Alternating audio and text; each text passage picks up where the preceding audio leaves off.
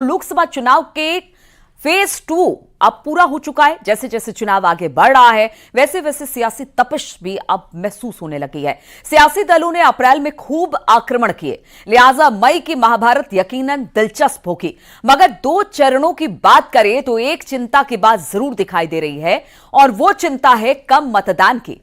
जी हां, दो फेज की फाइट कुछ कुछ फीकी दिखाई दे रही है। दूसरे चरण में 13 राज्यों के 88 सीटों पर वोटिंग हुई। उत्तर प्रदेश में भी 8 सीटों पर मतदान हुआ। अगर सिर्फ उत्तर प्रदेश की बात करें तो उत्तर प्रदेश में सबसे ज्यादा अमरोहा में वोटिंग की गई। उत्तर प्रदेश की 8 सीटों पर कुल 54.85% मतदान हुआ, जिसमें अमरोहा में सबसे ज्यादा 64.02% मतदान हुआ। मेरठ में 58.70% मतदान हुआ। वहीं बागपत में 55.93% मतदान दर्ज किया गया। गाजियाबाद की बात कर लेते हैं तो यहां तो 50% से भी नीचे मतदान कम रहा है, 49.65% मतदान हुआ। गौतम बुद्ध नगर में 53.21% मतदान रहा है, जबकि बुलंदशहर में 55.79% मतदान दर्ज किया गया। अलीगढ़ की बात की जाए तो यहां पर 56.62% मतदान हुआ है। वहीं मथुरा में एक बार फिर से आंकड़े में कमी आई, यहां पर 49.29% मतदान हुआ है। इससे पहले 2014 और 19 में अच्छी खासी तादाद में लोगों ने वोट किया था, लेकिन सवाल अब इसे लेकर कई खड़े हो रहे हैं। एक बड़ा सवाल सिर्फ ये कि आखिर कम मतदान के पीछे की वजह क्या है।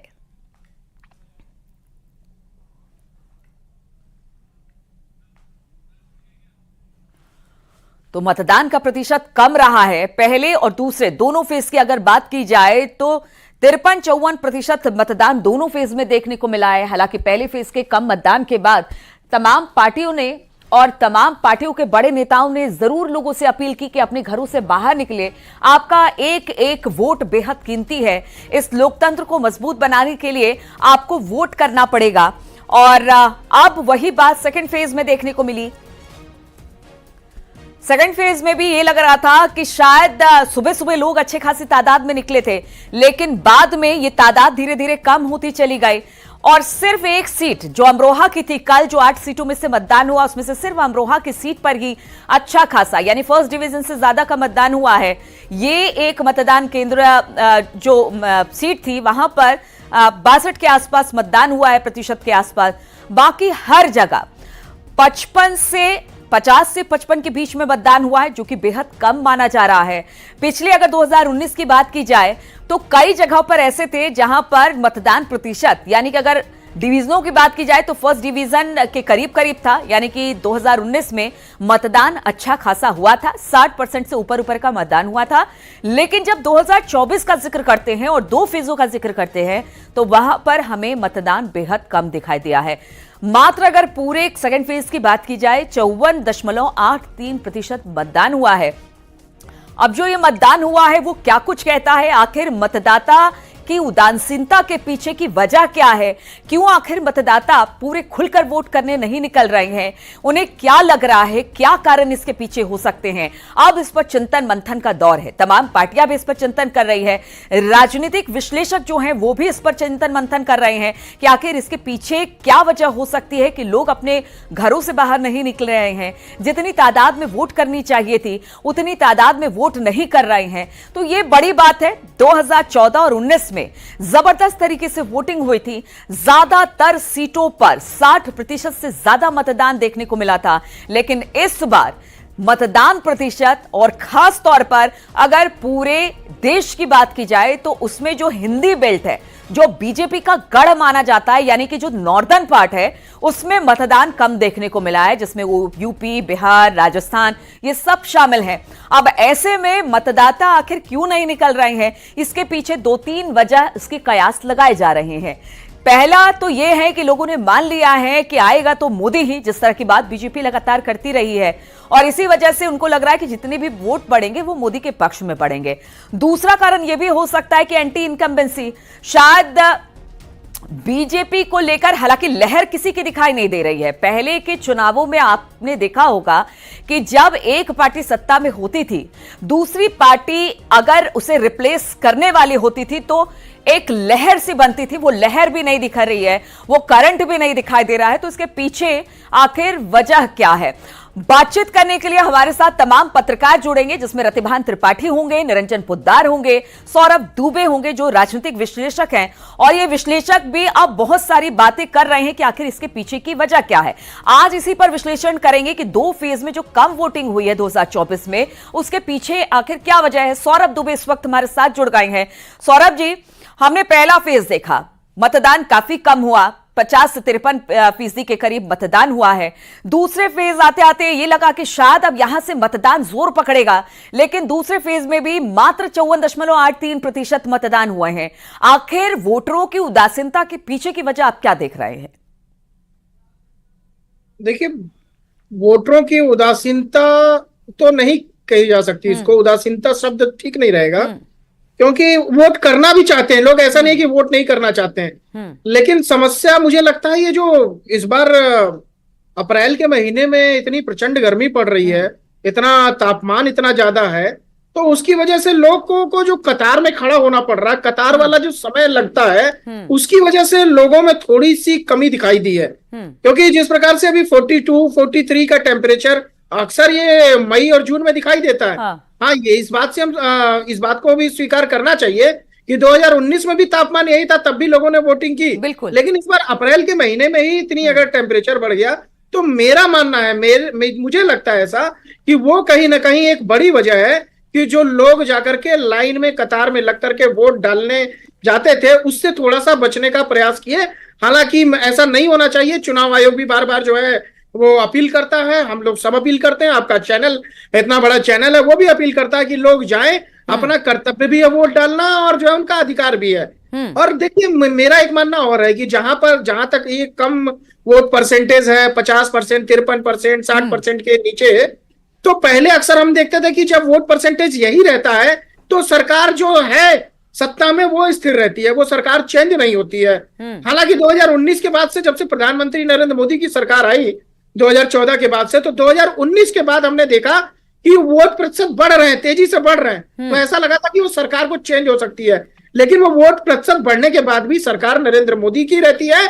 और प्रदेशों के अंदर भी, मध्य प्रदेश, छत्तीसगढ़, जहां वोट परसेंटेज बढ़े थे, वहां पर भी वो वापस भाजपा की सरकारें आती हैं। तो दोनों तरफा अगर आप देखेंगे कि अगर वोट परसेंटेज कम भी रहता है, इतना ही रहता है, तो भी भाजपा की सरकार है। जो एक पहले से रिवाज चल रहा था, भाजपा की सरकार क्या किसी की भी सत्ता में वो होती तो, लेकिन वोट परसेंटेज जो बढ़ के आता है तब भाजपा की सरकार आती है। बिल्कुल, परिवर्तन की हवा कहते थे कि ज्यादा वोटिंग हुई तो शायद यहां पर परिवर्तन, यानी शायद एंटी इनकम्बेंसी है, इसलिए ये कहा जाता था कि ज्यादा वोटिंग के बाद सरकार चेंज हो सकती है। लेकिन इस बार कम वोटिंग हुई है और कम वोटिंग चिंता का विषय है। निरंजन पोद्दार साहब भी हमारे साथ जुड़ गए हैं। निरंजन जी, जिस तरह से सौरभ कह रहे हैं कि गर्मी बहुत ज्यादा है, लोग घरों से बाहर निकल रहे हैं, लेकिन हमने देखा है लोकसभा चुनाव गर्मी में ही होते हैं, खत्म होते होते मई का महीना बीत जाता है। और सिर्फ गर्मी ही एक वजह है, या फिर आपको भी लगता है कि इसके पीछे की कोई और वजह है? और उदासीनता वर्ड पर सौरभ जी ने कहा कि उदासीन नहीं कहेंगे, लोग निकल रहे हैं, लेकिन फिर भी कम वोटिंग के पीछे आप क्या देख रहे हैं?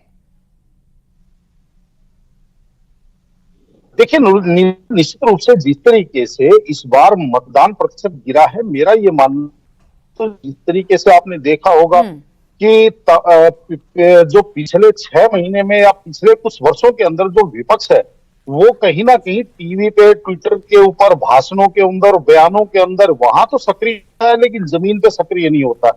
और आप ये मान, जब तक उसकी टीम, यानी कि हमारे यहाँ एक बहुत बड़ी समझ लीजिए विडंबना है कि मतदाताओं को भी घर से निकालना पड़ता है। यानी कि जैसे शादी ब्याह में या किसी समारोह में जैसे न्योते के लोग इंतजार में रहते हैं, उसी तरीके से मतदान के लिए भी उनको लगता है कि कोई ना कोई पार्टी का प्रतिनिधि आए और उनको ये बात कहे कि चलो या वोट देने चलो।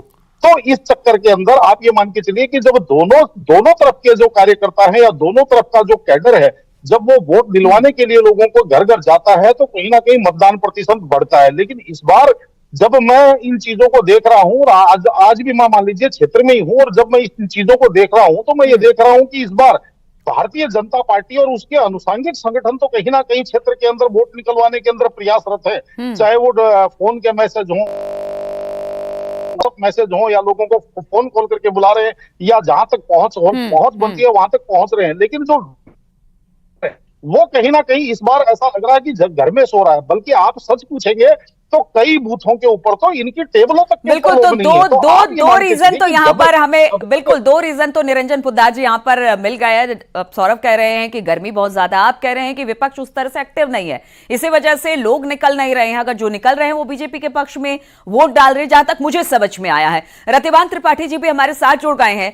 रतिभान जी, आप कम वोटिंग के पीछे की वजह क्या देख रहे हैं? बहुत सारे जो राजनीतिक विश्लेषक है वो अब ये कह रहे हैं कि इसके पीछे कई कारण हो सकते हैं। आपको कौन सा कारण इस कम वोटिंग के पीछे सुटेबल दिखाई देता है? देखिए, वोटिंग कम हुई है, ये सही है, और ये एवरेज वोटिंग लगभग ऐसे ही होती रही गर्मियों के चुनाव में। कोई पहली बार नहीं है कि ये ठीक है कि 54% के आसपास हुई वोटिंग। पिछली बार कुछ जगहों पर 60% गई थी, और यहाँ भी अलग अलग क्षेत्रों में अलग अलग हुआ है। लेकिन मुझे लगता है कि कम वोटिंग के पीछे इसका इम्पैक्ट ये नहीं होना चाहिए कि भारतीय जनता पार्टी कोई कैंडिडेट हार रहा है या विपक्ष का कोई कैंडिडेट हार रहा है।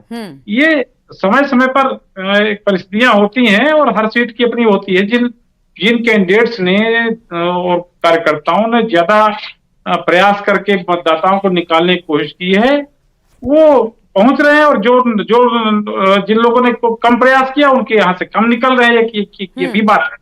लेकिन इसको किसी की, यानी रतिभान त्रिपाठी जी, आप ये कहना चाहते हैं कि जो एक करंट दिखाई दे रहा है वो इस बार वो करंट नहीं है। अगर सरकार बदल रही है तो वो भी करंट नहीं है, और सरकार रिपीट हो रही है तो वो भी करंट नहीं दिखाई दे रहा है। चाहे वो सत्ता पक्ष के लोग हों या विपक्ष के लोग, दोनों तरफ से अगर सम्यक प्रयास नहीं हुआ है तो वोटरों के, मतदाताओं के कम निकलने का एक मूल कारण तो यही है। रही बात गर्मी की, तो गर्मी तो हमेशा होती रही। गर्मी में लोग निकलते रहे हैं और कम निकलते रहे, ये बात सही है कि ठंडी के सीजन के, जिससे मार्च के में जो विधानसभा के चुनाव उत्तर प्रदेश में होते हैं तो बड़ी संख्या में मतदाता निकलते हैं और मौसम अच्छा रहता है। लेकिन गर्मी का असर तो है, पर इसके पीछे जो पार्टियों की अपनी उदासीनता भी है। ये लोकसभा के चुनाव में वैसे भी बहुत बम्पर वोटिंग नहीं हुआ करती है। किसी भी क्षेत्र को देख लीजिए, छोटे राज्यों की बात देख लीजिए, ठंडे प्रदेशों की बात छोड़ दिए तो वहां तो ठीक है कि वहां लोग निकलेंगे। लेकिन बड़े राज्यों में जहां गर्मी का असर ज्यादा है और जहां ठीक है, गर्मी एक वजह हो सकती है। सौरभ दुबे जी, हालांकि हमने देखा कि पहले फेज की वोटिंग जब हुई तो बीजेपी की तरफ से और विपक्ष की तरफ से विकास एक बड़ा मुद्दा हुआ करता था। फर्स्ट फेज की जहां पर वोटिंग हुई उसके बाद मतदान प्रतिशत कम देखने को मिला, बीजेपी ने अपनी स्ट्रेटेजी बदली है। वैसे में जब प्रधानमंत्री ने बातें कही तो विपक्ष ने कहा कि प्रधानमंत्री ध्रुवीकरण की राजनीति कर रहे हैं, लेकिन उसके बाद कहीं ना कहीं बीजेपी के जो कार्यकर्ता थे उनके जरूर पैर में पहिए लग गए और वो जबरदस्त दुगने उत्साह के साथ चुनावी मैदान में रहे। यानी बदलते स्ट्रेटेजी के बाद भी यहां पर अगर आंकड़ा नहीं बढ़ता है वोटिंग परसेंटेज का, तो जो 400 पार का नारा बीजेपी ने दिया है फिर वो कैसे अचीव कर पाएंगे उस नारे को?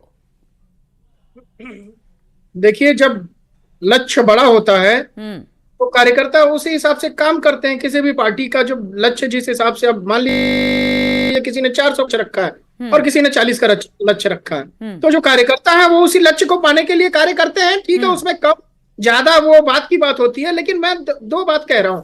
पहली बात तो हम कह रहे हैं, देखिए, जो हम कह रहे हैं जनता के प्रति अगर सोच रहे हैं कि हम उसमें ये ना देख करके कि भारतीय जनता पार्टी के कार्यकर्ता है, कांग्रेस के, समाजवादी पार्टी, हम वोटरों की बात कर रहे हैं। हमारी चिंता अगर वोटरों के लिए है तो उस पर जरूर चुनाव आयोग को आगे चल करके चुनाव सुधार कार्यक्रम के तहत वोटिंग के लिए कुछ ना कुछ ये गर्मी के सीजन के लिए करना पड़ेगा। ये एक बात।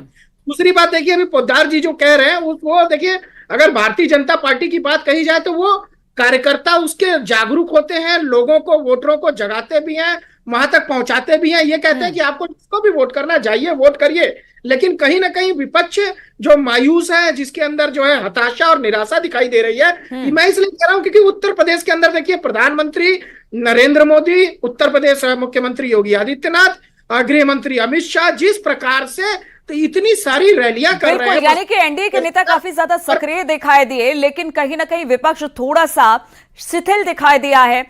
निरंजन पोद्दार जी के पास चलेंगे, लेकिन उससे पहले मुझे लेना